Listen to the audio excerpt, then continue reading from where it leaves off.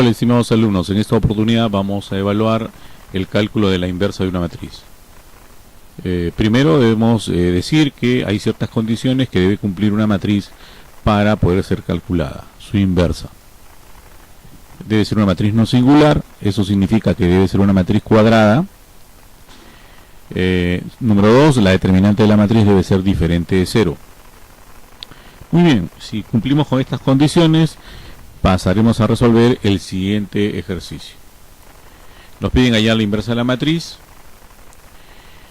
Aquí tenemos la matriz, colocamos los elementos de la matriz y vemos que es una matriz de orden 3. Nos piden calcular la inversa de la matriz por el método de Gauss-Jordan. Bien, para resolver este método, primero debemos elaborar un tablero, y en este tablero presentamos los elementos de nuestra matriz, que lo vamos colocando. Será 2, 3, 1, 1, 2, 3, 3, 1 y 2. Y en el lado derecho colocamos una matriz identidad.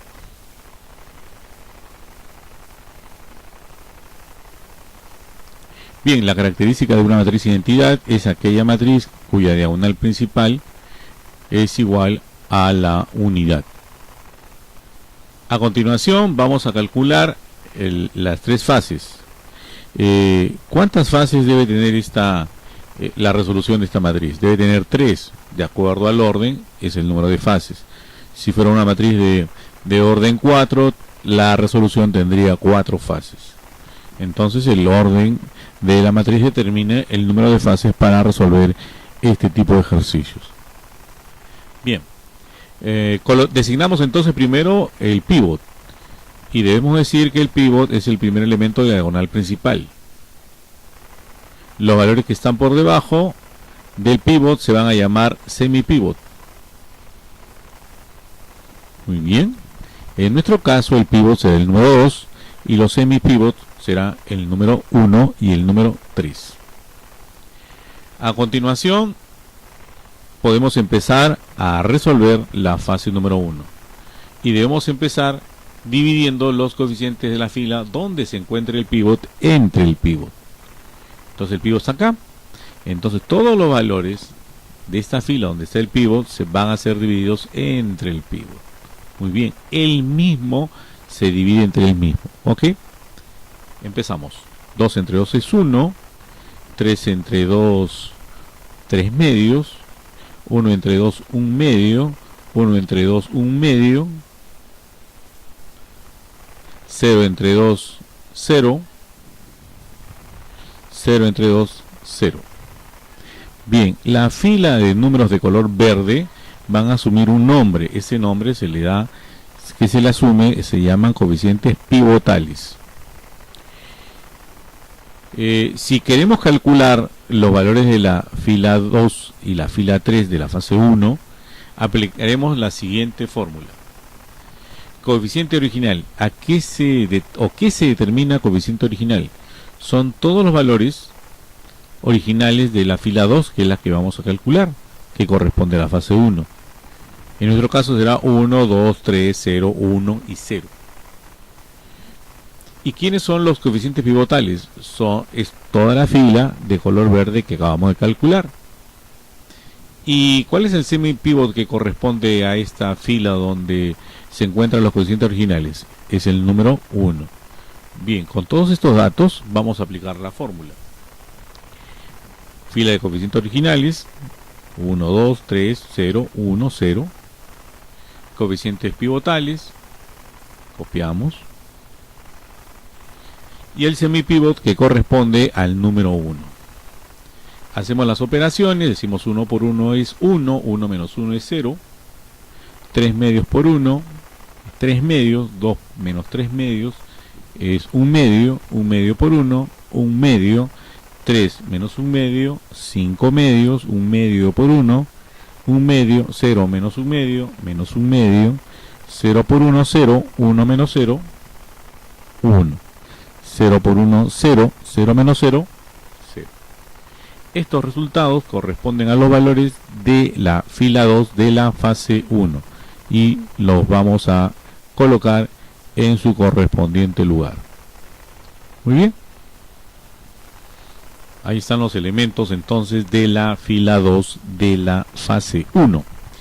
De la misma manera, calcularemos los elementos de la fila 3 de la fase número 1.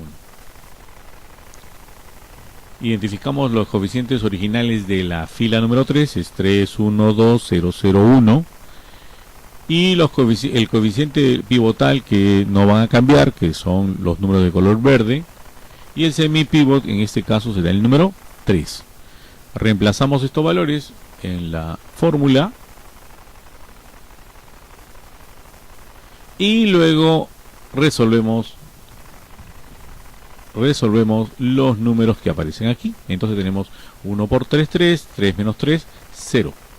Resolvemos las operaciones y tenemos los valores de la fila 3 de la fase 1. Vamos a reemplazarlo. Entonces aquí tenemos los valores. Lo estamos reemplazando y hemos concluido la fase número 1. Para iniciar la fase número 2, hacemos lo mismo que hicimos en la fase número 1. Lo que va a cambiar es que en la fase número 1 identificamos el pivot en la primera posición de la diagonal principal. Ahora, para iniciar la fase 2, identificamos el pivot en la segunda posición de la diagonal principal. Los valores que están por encima y por debajo asumirán los nombres de semipivot. Muy bien. Procedemos al igual que en la fase 1. Ahora dividimos todos los valores o todos los coeficientes de la fila donde se encuentra el pivot entre el pivot. Muy bien. Entonces empezamos. Esta es la fila 2 y vamos a calcular nosotros primero entonces la fila 2. 0 entre un medio, 0, un medio entre un medio, 1, 5 medios entre un medio, 5. Un medio entre un medio, menos un medio entre un medio, menos 1, 1 entre un medio, nos da 2, 0 entre un medio, 0. Bien, esta fila hemos dicho que se llama la fila de los coeficientes pivotales. A continuación vamos a calcular la fila número 1 y la fila número 3. Y para eso aplicaremos la fórmula que trabajamos en la fase anterior. Los coeficientes originales menos los coeficientes pivotales por el semipivot.